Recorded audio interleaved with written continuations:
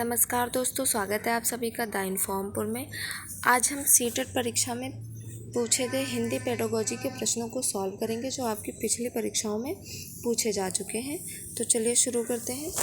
पहला प्रश्न है, उच्च प्राथमिक स्तर पर कहानी कविता पढ़ने के बाद यह ज़रूरी है कि बच्चे ए ऑप्शन है प्रश्नों के लिखित उत्तर दे सकें, बी ऑप्शन है उसे अपने शब्दों में दोहरा सकें, सी ऑप्शन है विपरीत भाव की कहानी या कविता लिख सकें, डी ऑप्शन है उन्हें अपने अनुभव संसार से जोड़ सकें। तो इसमें कहा है कि उच्च प्राथमिक स्तर पर कहानी कविता को पढ़ने के बाद यह ज़रूरी है कि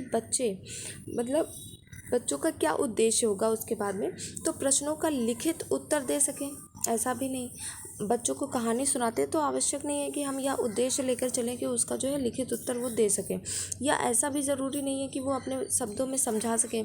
भाई किसी को समझ में आता है, किसी को नहीं समझ, एक बार में समझ में आता है, 2 बार में समझ में आता है, तो आप ऐसे कहानी या कविता पढ़ाने के बाद में उनसे अपने शब्दों में लिखने के लिए इतनी जल्दी नहीं कह सकते। ठीक है, विपरीत भाव की कहानी या कविता लिखने के लिए ये भी आपका उद्देश्य नहीं होता है। उद्देश्य क्या होना चाहिए, उन्हें अपने अनुभव संसार से जोड़ सके। क्योंकि क्या होता है कि जब भी बच्चे को ऐसे आप पढ़ाते हैं कि वो उसे अपने अनुभव संसार से या फिर अपने अनुभव से जोड़ लेता है या उसको जोड़ने का मौका मिलता है, तो वो जल्दी से उसके संदर्भ को समझ पाता है। तो ठीक है, इसका जो राइट आंसर हो जाएगा वो डी ऑप्शन हो जाएगा। अगला प्रश्न है, दूसरा प्रश्न है, प्लेटो का कथन है कि बच्चा बड़ों के बीच एक विदेशी की तरह होता है। यह किस भाषिक सच्चाई की ओर संकेत करता है। मतलब ऐसा महान दार्शनिक हैं प्लेटो, उनका कहना है कि बच्चा बड़ों के बीच एक विदेशी की तरह होता है। आप विदेशी से समझ पा रहे हैं, विदेशी का मतलब होता है कि जैसे कोई हमारे सामने विदेशी अपनी भाषा में बात करता है, तो हम यदि उस भाषा को नहीं जानते होते हैं तो हम उसकी बात को नहीं समझ पाते कि वो कहना क्या चाह रहा है।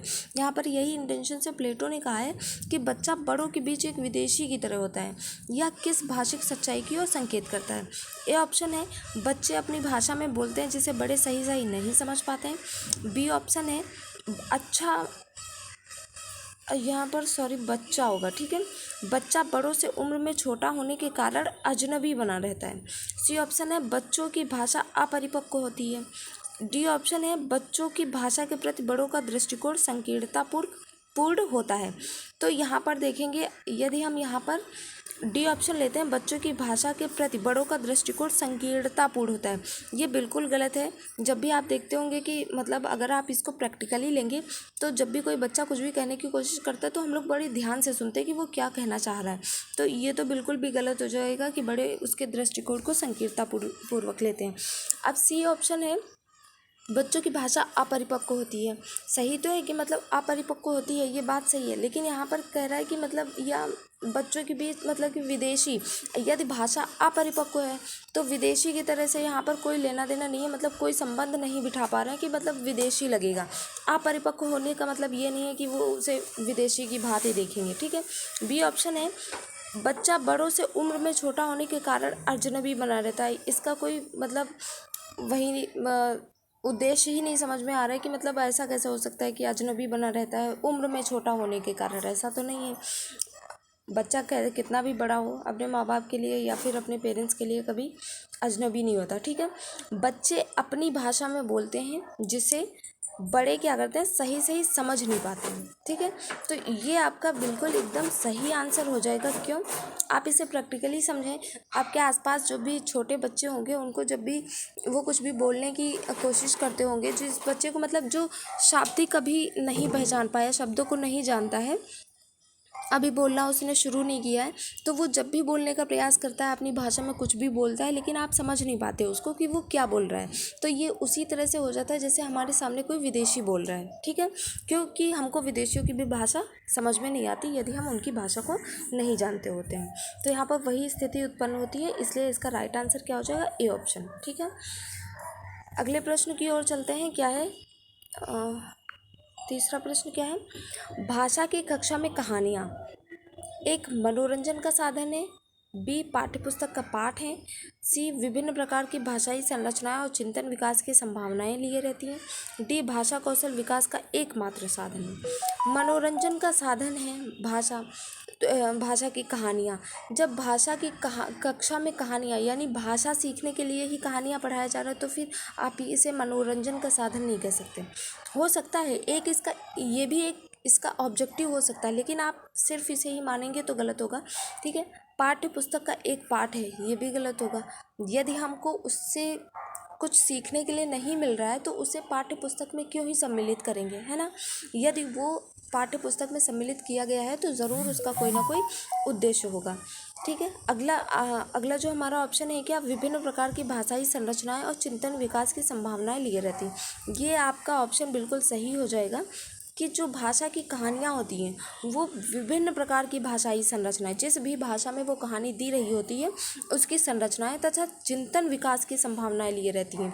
कहानी में बहुत ऐसे मोड़ आते हैं, बहुत ऐसे मतलब आपको संदर्भ देखने के लिए मिलते हैं जहाँ पर आपको खुद अपने दिमाग से सोचना पड़ता है कि हाँ मतलब यहाँ पर ऐसा हो जाता है, या फिर आप ऐसे दिमाग से मतलब लिखा के सोचते हैं, वह उसमें भी अपनी थिंकिंग डालते हैं। ठीक है, तो यहाँ पर चिंतन विकास की संभावनाएं लिए रहती हैं। सी ऑप्शन आपका बिल्कुल राइट हो जाएगा।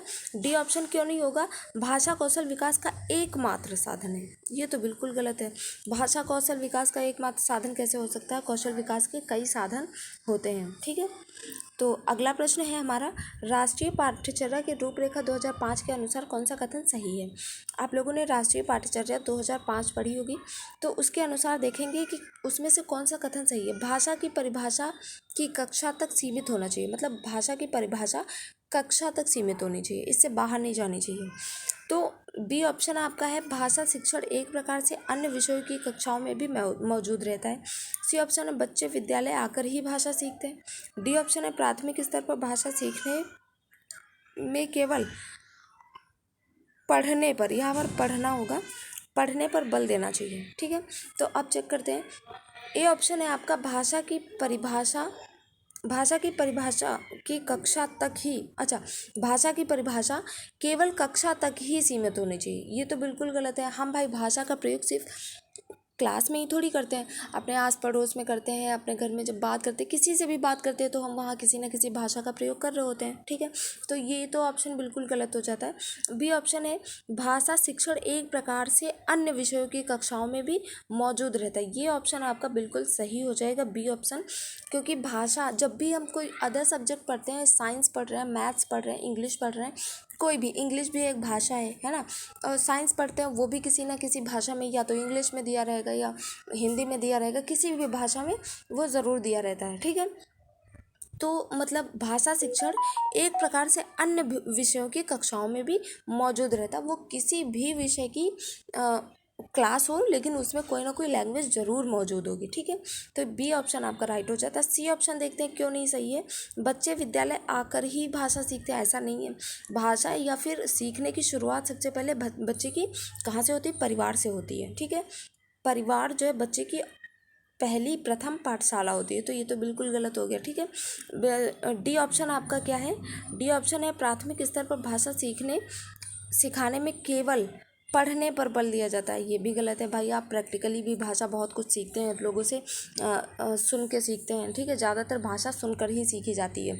जब बचपन में आपको पता होगा कि ऐसा कहा गया है कि मतलब जो बच्चा होता है वो 1 से लेकर के 5 या 6-7 साल की उम्र में आधे से ज़्यादा मतलब 90% लैंग्वेज अपनी सीख जाता है।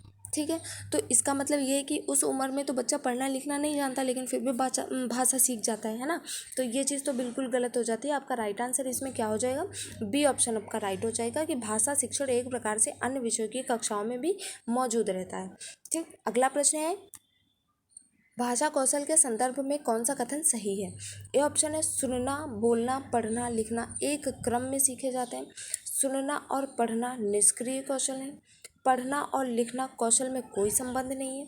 सभी कौशल एक दूसरे से अंतः संबंधित होते हैं। ठीक है, तो देखें इसमें क्या होता है, सुनना, बोलना, पढ़ना, लिखना एक क्रम में सीखे जाते हैं, और ये ऑप्शन भी आपका गलत हो जाता है। ठीक है, ध्यान देंगे इस पर, ये जो है आपका ए ऑप्शन भी गलत हो जाएगा, और क्योंकि ये एक क्रम में नहीं सीखे जाते हैं, ठीक है।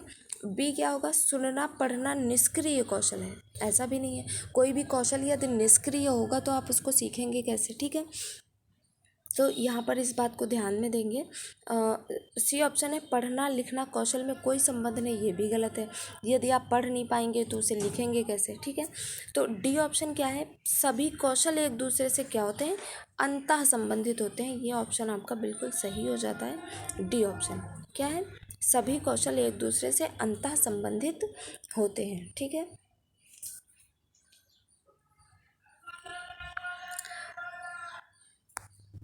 अगला प्रश्न है हमारा, उच्च प्राथमिक स्तर पर भाषा को पाठ्यपुस्तकों में विविध प्रकार की साहित्यिक रचनाओं के समावेश का मुख्य उद्देश्य यह है कि, मतलब उच्च प्राथमिक स्तर में भाषा के पाठ्यपुस्तकों में विभिन्न प्रकार की जो साहित्यिक रचनाएं होती हैं उनका समावेश करने का मतलब उद्देश्य क्या है, सभी बच्चों को सभी प्रकार की साहित्यिक विधाओं में पारंगत कराना, विभिन्न प्रकार के साहित्यिक विधाओं में भाषाई संरचनाओं से परिचित होने का अवसर देना। सी ऑप्शन है विभिन्न साहित्यिक विधाओं के प्रसिद्ध रचनाकारों से परिचित करवाना। या डी ऑप्शन है पाठ्य पुस्तक निर्माण की परंपरा का निर्वहन करना। देखिए जब आप इसमें ऑप्शन देखेंगे तो डी ऑप्शन को यदि हम लें तो है पाठ्य पुस्तक निर्माण में परंपरा, पाठ्य पुस्तक निर्माण की परंपरा का निर्वहन करना, ये भी गलत है। आवश्यक थोड़ी ना है कि आप भाई वहाँ पर जो कहानियाँ पढ़ रहे हैं या फिर साहित्यिक विधाएं पढ़ रहे हैं उसका उद्देश्य हो कि आप पाठ्य पुस्तक का निर्माण करें।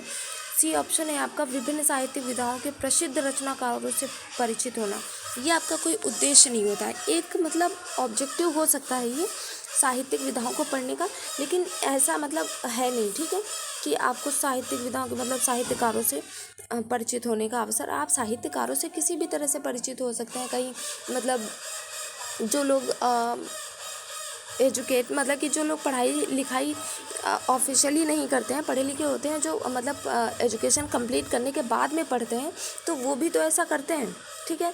तो ये चीज़ गलत हो जाएगी। बी ऑप्शन है आपका, जहाँ पर बी ऑप्शन को हम देखेंगे विभिन्न प्रकार के साहित्यिक विधाओं की भाषाई संरचनाओं से परिचित होने का अवसर देना। हाँ, ये आपका ऑप्शन बिल्कुल सही हो जाएगा, बी ऑप्शन, कि विभिन्न प्रकार की साहित्यिक जो विधाएं होती हैं उनकी भाषाई संरचना क्या है, यानी कि किस भाषा में लिखी है और वो भाषा कैसे किस संरचना में लिखी जाती है, ठीक है, उससे परिचित होने का अवसर देता है। वो चाहे आप क्लास में रूम में करते हैं या फिर कहीं और करते हैं, या फिर जो लोग एजुकेशन ख़त्म करने के बाद में भी ऐसी पढ़ाई करते हैं जिनको मतलब इंटरेस्ट के अकॉर्डिंग, तो वो भी जो है इस बात पर ज़रूर ध्यान देते हैं कि मतलब किस भाषा में पढ़ रहे हैं उसकी संरचना को समझते हैं, ठीक है, तब भी जो है उनको वो चीज़ समझ में आती है। ये ऑप्शन है बच्चों को सभी प्रकार की साहित्यिक विधाओं में पारंगत करना, ऐसा इम्पॉसिबल है क्योंकि विधाएं बहुत सारी हैं और आप किसी भी प्रकार से सभी विधाओं में किसी भी बच्चे को पारंगत नहीं कर सकते, ठीक है। तो अगला प्रश्न हमारा है, रश्मि अपनी कक्षा को बाहर मैदान में ले जाती है और पर्यावरण आधारित कविता का पाठ कराती है, रश्मि का उद्देश्य है। ए ऑप्शन है बच्चों को रोजमर्रा की चर्चा से कुछ अलग देना। बी ऑप्शन है बच्चों को मैदान में घूमने का अवसर देना। बी ऑप्शन क्या है आपका, बच्चों को मैदान में घूमने का अवसर देना। सी ऑप्शन है उनके प्राकृतिक वातावरण के साथ संबंध जोड़ते हुए कविता को समझने का अवसर देना। और डी ऑप्शन है अपने शिक्षक प्रशिक्षण में सीखी गई बातों का निर्वहन करना। देखें आप बच्चों को रोज़मर्रा की चर्चा से कुछ अलग देना, ये उद्देश्य नहीं है कविता पाठ का। जब कोई शिक्षिका क्या करती है कि मतलब बच्चे को क्लास के बाहर ले जाकर वहाँ पे क्या करती है, क्लास देती है या फिर उसको कुछ भी समझाती है, तो उसका उद्देश्य ये नहीं होता कि रोज़मर्रा की चर्चा से कुछ अलग करे। बी ऑप्शन है आपका बच्चों को मैदान में घूमने का अवसर देती है, ये भी आपका बिल्कुल गलत हो जाएगा, ये तो नेगेटिव में आएगा, ठीक है। सी ऑप्शन है उनके प्राकृतिक वातावरण के साथ संबंध जोड़ते हुए कविता को समझने का अवसर देना। देखिए ज़्यादातर कविताएं ऐसी होती हैं जिनमें प्राकृतिक वर्णन होता है, ठीक है, किसी भी तरह से वो प्रकृति से जुड़ी होती हैं। तो ऐसे में क्या करता है शिक्षक, बच्चों को मतलब वो रियल का अनुभव देना, ठीक है, एक वास्तविक अनुभव कराने के लिए शिक्षक क्या करता है, उन्हें प्राकृतिक वातावरण प्रदान करता है ताकि बच्चे को संदर्भ या कविता बहुत अच्छे से समझ में आ जाए, ठीक है। डी ऑप्शन क्या है, अपने शिक्षक प्रशिक्षण में सीखी गई बातों का निर्वहन करना। आपको पता होगा जब भी कोई शिक्षक बनता है तो उसको शिक्षक बनने से पहले एक प्रशिक्षण करना रहता है, तो उसमें सीखी गई बातों का निर्वहन करना। तो आप सिर्फ निर्वहन के उद्देश्य से ऐसा नहीं करेंगे। आपका सी ऑप्शन राइट हो जाएगा। ठीक है, क्या उनके प्राकृतिक वातावरण के साथ संबंध जोड़ते हुए, उनके प्राकृतिक वातावरण के साथ संबंध जोड़ते हुए कविता को समझने का अवसर देना। अगला प्रश्न है हमारा, भाषा में आकलन के बाद महत्वपूर्ण सोपान होना चाहिए, यानी आकलन के बाद आकलन से प्राप्त आंकड़ों के आधार पर बच्चों के अभिभावकों से विचार विमर्श करना, आंकड़ों को सहेज कर रखना, आंकड़ों को तत्काल नष्ट कर देना, आंकड़ों का बार बार परीक्षण करना। देखें, जब भी कोई परीक्षण होता है तो बार बार करने का कोई मतलब नहीं होता। ठीक है, आंकड़ों को तत्काल नष्ट करना, अगर नष्ट ही करना है तो हम आंकड़ों को क्यों, मतलब आंकड़ा क्यों बनाएंगे। और आंकड़ों को सहेज कर रखना, ये एक उद्देश्य हो जाता है। ठीक है, कि आंकड़ों को सहेज कर रखा जाए, लेकिन सहेज कर रखने से तब तक कोई मतलब नहीं रहता उस चीज़ का, जब तक हम भाई किसी चीज़ का हम जो आकलन करते हैं वो क्यों करते हैं, आकलन इसलिए करते हैं ताकि उस जो बच्चा है उसकी कमियों को निकाला जा सके, उसकी कमियों को पता लगाया जा सके और उस पर काम किया जा सके। तो सहेज कर रखना भी सही नहीं होगा। ठीक है, ए ऑप्शन क्या है कि आकलन से प्राप्त आंकड़ों के द्वारा बच्चों के अभिभावकों से विचार विमर्श करना। ठीक है, जैसा आपने पहले भी पढ़ा होगा इस बात को कि जो परिवार होता है वो बच्चे की प्रथम पाठशाला होता है, यानी बच्चा जो है सीखने से बहुत ज़्यादा संबंध रखता है अपने परिवार से। ठीक है, तो जब भी आकलन के आधार पर बच्चे मतलब आंकड़ों पर बच्चों के अभिभावकों से विचार विमर्श करना, ये आपका सही आंसर हो जाएगा। आपको याद होगा आप जब एजुकेशन मतलब एजुकेशनल लाइफ में होंगे तो वहाँ पर क्या होता है, एक पीटीएम रखी जाती थी, पेरेंट्स टीचर्स मीटिंग। ठीक है, उसमें क्या किया जाता था, रिजल्ट अनाउंस होने के बाद में टीचर्स जो है पेरेंट्स से बच्चों के बारे में बातें करते थे या फिर उनकी कमियों को बताते थे और रिजल्ट सुनाते थे। ठीक है, तो ये उन्हीं की बात कर रहे हैं कि महत्वपूर्ण सोपान क्या होना चाहिए, आकलन से प्राप्त आंकड़ों के आधार पर बच्चों के अभिभावकों से विचार विमर्श करना चाहिए। ये आपका राइट आंसर हो जाएगा। अगला प्रश्न है, विद्यालय में एक से अधिक भाषाओं का शिक्षण। ए ऑप्शन है जटिल समस्या उत्पन्न करता है, बी ऑप्शन है अनेक भाषाओं के शिक्षकों को रोजगार को बढ़ावा देता है, बहुभाषिकता और राष्ट्रीय सद्भाव का प्रसार करता है, व्यवहारिक नहीं है। देखिए, विद्यालय में एक से अधिक भाषा, पहली चीज़ तो ये याद रखेंगे कि जब भी एक से अधिक भाषाओं की बात होगी तो उसको हम अपना एक प्लस पॉइंट मानेंगे। ठीक है, तो यहाँ पर लिखा हुआ है कि व्यवहारिक नहीं है, तो ये हमारा गलत हो जाएगा। और सी ऑप्शन है बहुभाषिकता और राष्ट्रीय सद्भाव का प्रसार करता है, ये आपका राइट आंसर हो जाएगा सी ऑप्शन। ठीक है, कि बहुभाषिकता और राष्ट्रीय सद्भाव का प्रसार करता है। अब ऐसा कैसे, देखें, पहले यदि एक से अधिक भाषा है तो बहुभाषिकता हो जाता है। ठीक है, और राष्ट्रीय सद्भाव का प्रसार, जैसे कि हम आप जानते हैं कि जैसे हम यहाँ के मतलब जैसे कोई यूपी से है और कोई बिहार से है, तो बिहार में क्या होगा कि बिहारी बोली जाती है ज़्यादा, है ना। और यहाँ पर यूपी में आप खड़ी बोली ले लें या शुद्ध हिंदी बोली जाती है, तो उसमें क्या होता है, एक जब आप बिहारी भी सीख जाते हैं, आपको बिहारी भी या बांग्ला भी आने लगती है, तो आप क्या हो जाता है कि उधर की संस्कृति से थोड़ा सा कनेक्शन फील करने लगते हैं कि आप उससे किसी ना किसी तरह से कनेक्टेड हैं, है ना। तो इससे क्या होता है, राष्ट्रीय सद्भाव उत्पन्न होता है। तो सी ऑप्शन आपका बिल्कुल राइट हो जाएगा। भाषा में एक से अधिक भाषाएं शिक्षण कभी निगेटिव आंसर नहीं होगा, याद रखना है। तो यहाँ पर जटिल समस्या उत्पन्न करना एक निगेटिव फैक्ट है। अनेक भाषाओं के शिक्षकों को रोजगार को बढ़ावा देता है, ऐसा नहीं है भाई। यहाँ पर अनेक भाषाओं के शिक्षकों को रोजगार को बढ़ावा देता है। आप अगर प्रश्न को अच्छे से समझें तो विद्यालय में एक से अधिक भाषाओं का शिक्षण, तो एक से अधिक भाषाएं, यदि किसी कक्षा में ऐसे विद्यार्थी हैं जो एक से अधिक भाषाएं बोलते हैं तो उनके लिए शिक्षक अलग से थोड़ी लाए जाएंगे, एक ही शिक्षक पढ़ाता है उनको, और उनके ये है कि उनकी विभिन्नता को ध्यान में रखते हुए वो कार्य करता है। ठीक है, 10वां प्रश्न है आपका, भाषा शिक्षण की प्रत्यक्ष विधि में मातृभाषा का निरर्थक हस्तक्षेप होता है, भाषा अर्जन की स्वाभाविक स्थिति का निर्माण करता है, अतिरिक्त शिक्षण की कोई आवश्यकता नहीं है। डी ऑप्शन है भाषा की विभिन्न संरचना के लेखन हेतु अभ्यास पर बल देता है। देखें, डी ऑप्शन जब देखेंगे, भाषा की विभिन्न संरचनाओं के लेखन हेतु अभ्यास पर बल देता है। देखें, ये निगेटिव इसलिए हो जाता है क्योंकि जो हम किसी भी चीज़ को सीखते हैं, ठीक है। तो ज़्यादातर उस चीज़ को प्रैक्टिकली सीखते हैं, यानी प्रैक्टिस करके यहाँ पर अभ्यास पर बल दिया जाना संरचना लेखन हेतु, सिर्फ उसकी संरचना मतलब कि जैसे उसकी संरचनाएं हैं उस पर आप बल दे रहे हैं, लेकिन वो कितना मतलब आप सीख चुके हैं या फिर उसका क्या अवलोकन हुआ है, क्या मूल्यांकन हुआ है, इस बात पे कोई बल नहीं दिया जा रहा है। तो इसलिए ये आंसर आपका गलत हो जाता है। सी ऑप्शन है अतिरिक्त शिक्षण की कोई आवश्यकता, निगेटिव आंसर हमेशा आपका गलत होगा। निगेटिव आंसर ये नहीं है कि आपसे अगर प्रश्न में नहीं निगेटिव पूछा गया तब भी आप निगेटिव को गलत कर दिया, ऐसा नहीं। प्रश्न को अच्छे से पढ़ेंगे और देखेंगे कि आपसे पूछ क्या रहा है, यदि उस स्थिति में आपका निगेटिव फैक्ट हो तो निगेटिव आंसर गलत होगा, समझे।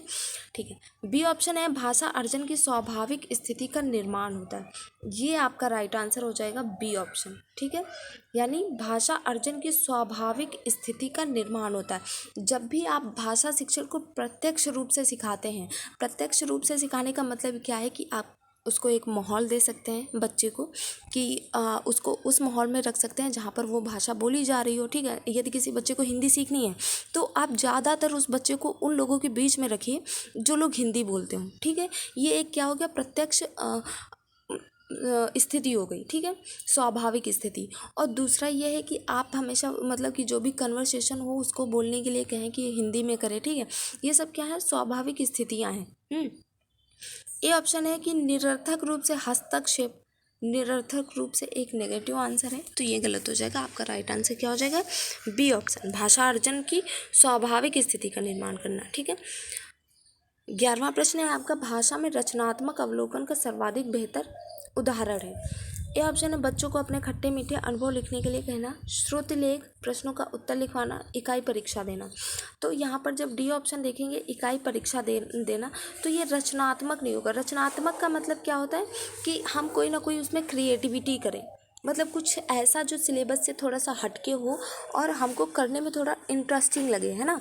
शिक्षण को क्रिएटिव कैसे बनाया जाता है, किसी भी चीज़ को अपने अनुभव को डालना रहता है। इस तरह से शिक्षक कभी कभी अपना अनुभव बताने लगते हैं या विद्यार्थी से अपना अनुभव पूछते हैं या कुछ और क्रियाकलाप करते हैं ऐसे, जो जिससे कि क्या होता है कि इंटरेस्ट बढ़ता है बच्चे का सीखने में। ठीक है, तो इकाई परीक्षा देना ये तो नॉर्मल सी बात है और हर विद्यालय में होता है और ये एक शेड्यूल होता है। ठीक है, तो ये कोई रचनात्मक कार्य नहीं है। प्रश्नों के उत्तर लिखवाना, ये भी कोई रचनात्मक अवलोकन नहीं है। श्रुति लेख, ये भी कोई रचनात्मक अवलोकन नहीं है। रचनात्मक अवलोकन क्या है, बच्चों को अपने खट्टे मीठे अनुभव लिखने के लिए कहना। अच्छा, एक व्यक्ति को कहो, एक बच्चे को कहो कि ये प्रश्न याद कर लो और कल यही लिखने के लिए, मतलब शब्द सा, मतलब जैसे लिखा हुआ वैसे ही आपको लिखना है कल, तो ये चीज़ उसको बहुत बोरिंग लगेगी और हो सकता है उस काम को वो कर भी ना पाए, अच्छे से ना कर पाए और या कर ही ना पाए। ठीक है, लेकिन जब आप कहोगे बच्चे से कि तुम अपने बारे में कुछ लिखो या फिर आज तुमने क्या क्या देखा उसके बारे में लिखो या तुम्हें अपनी लाइफ में क्या अच्छा लगा आज तक वो लिखो, तो बहुत अच्छे से लिखेगा। नहीं लिख पाएगा तो वो पूछेगा, यानी जानने की कोशिश करेगा, कुछ ना कुछ वो इंटरेस्ट ज़रूर दिखाएगा। समझ रहे हैं आप। तो ए ऑप्शन आपका बिल्कुल राइट हो जाएगा कि बच्चे को अपने खट्टे मीठे अनुभव लिखने के लिए कहना। ठीक है, जब भी कोई चीज़, एक बात और ध्यान में रखेंगे कि जब भी कोई चीज़ या किसी विषय को या किसी परिस्थिति को समझने या फिर उसको सीखने के लिए पूछा गया हो प्रश्न में आपसे, तो आप ध्यान में रखेंगे, आप उसको प्रैक्टिकली ज़्यादा मतलब इम्पॉर्टेंस देंगे। जब भी आप उसमें प्रैक्टिकली कुछ चीज़ें करते हैं तो वो चीज़ ज़्यादा इम्पॉर्टेंट हो जाती है आपको, क्योंकि वो वास्तविक रूप से रिलेट कर रही होती है। ऐसे ही आंसर पे आप टिक करेंगे। अगला प्रश्न है, हिंदी भाषा के प्रश्न पत्र में आप किसी प्रश्न को सर्वाधिक उपयुक्त मानते हैं, किस प्रश्न को। ए ऑप्शन है विशेषण की कितनी और कौन कौन से भेद होते हैं, कितने और कौन कौन से भेद होते हैं। प्रत्यय की परिभाषा लिखिए। सी ऑप्शन है सर्वनाम के 2 उदाहरण सहित लिखिए, 2 भेद यहाँ पर। अच्छा, सर्वनाम के भी 2 उदाहरण लिखिए, उदाहरण सहित। यहाँ पर भी नहीं है, सर्वनाम के भेद। ठीक है, सर्वनाम के भेद और 2 उदाहरण सहित, मतलब सर्वनाम के भेद उदाहरण सहित लिखिए। तो डी ऑप्शन है लेखक ने पहाड़ों पर होने वाली बारिश का वर्णन एक अलग तरीके से किया। आप बारिश संबंधी अपना अनुभव लिखिए। आप यहाँ पर प्रश्न पर ध्यान देंगे। हमने क्या बोला था कि जैसे बच्चा जब भी होता है क्या करता है कि जब भी उसे अपना अनुभव शेयर करने के लिए कहा जाता है तो बहुत अच्छे से करता है और बहुत क्रिएटिविटी दिखाता है, बहुत इंटरेस्ट दिखाता है उस चीज़ में, है ना। तो आप जब ए ऑप्शन लिखते हैं कि विशेषण को कितने और कौन कौन से भेदों में बांटा गया है, तो आप देखेंगे इसमें कोई क्रिएटिविटी नज़र नहीं आ रही, कोई भी मतलब कि इसमें नहीं लग रहा है कि बच्चा इसमें इंटरेस्ट लेगा। ये क्या है, रोट लर्निंग वाला तरीका है कि बच्चा याद कर लेगा कि कितने प्रकार होते हैं और क्या क्या उदाहरण हो सकते हैं, ठीक है। तो यहाँ पर देख सकते हैं कि ये याद करने वाली चीज़ है, इसमें कोई इंटरेस्ट वाला काम नहीं है। बी, प्रत्यय की परिभाषा लिखिए, ये भी लगभग याद करना रहता है। सर्वनाम के दो भेद, ये भी पहले आपको लिखवाया जाता है, फिर उसी चीज़ को आप याद करते हैं, ठीक है। डी ऑप्शन क्या है, लेखक पहाड़ों पर होने वाली बारिश का वर्णन करता है। तो वो जब वर्णन करता है तो आप उसे ध्यान से सुनते हैं, क्यों? क्योंकि आप उसमें इंटरेस्ट ले रहे हैं। और कभी कभी कुछ शिक्षक ऐसे होते हैं, और ऐसा ही होना चाहिए कि वो एकदम सामने की परिस्थिति को विजुलाइज कर देते हैं, मतलब एकदम दिखा देते हैं कि ऐसा ही होगा, तो बच्चे और ज़्यादा इंटरेस्ट लेने लगते हैं और अपना भी अनुभव कुछ उसी तरह से बताते हैं। तो यहाँ पर क्या हो जाएगा, थोड़ी सी क्रिएटिविटी आ जाएगी, ठीक है, और बच्चा इस चीज़ को बहुत अच्छे से समझ पाएगा। तो आपका डी ऑप्शन अच्छा हो जाता है, राइट हो जाता है। और भी अगर इस तरह से आप एलिमिनेट करना चाहें इस ऑप्शन को, इस प्रश्न के ऑप्शंस को, तो आप ऐसे कर सकते हैं कि विशेषण की परिभाषा और कितने भेद होते हैं।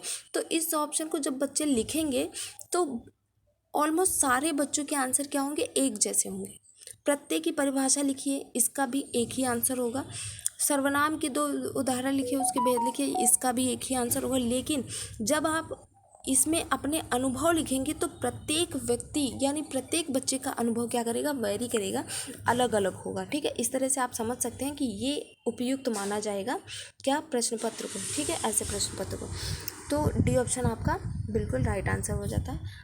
अगला प्रश्न है, चॉम्स्की के अनुसार फिल इन द ब्लैंक्स है, फिल इन द ब्लैंक करना है आपको, के कारण बच्चे भाषा सीखते हैं, किसके कारण?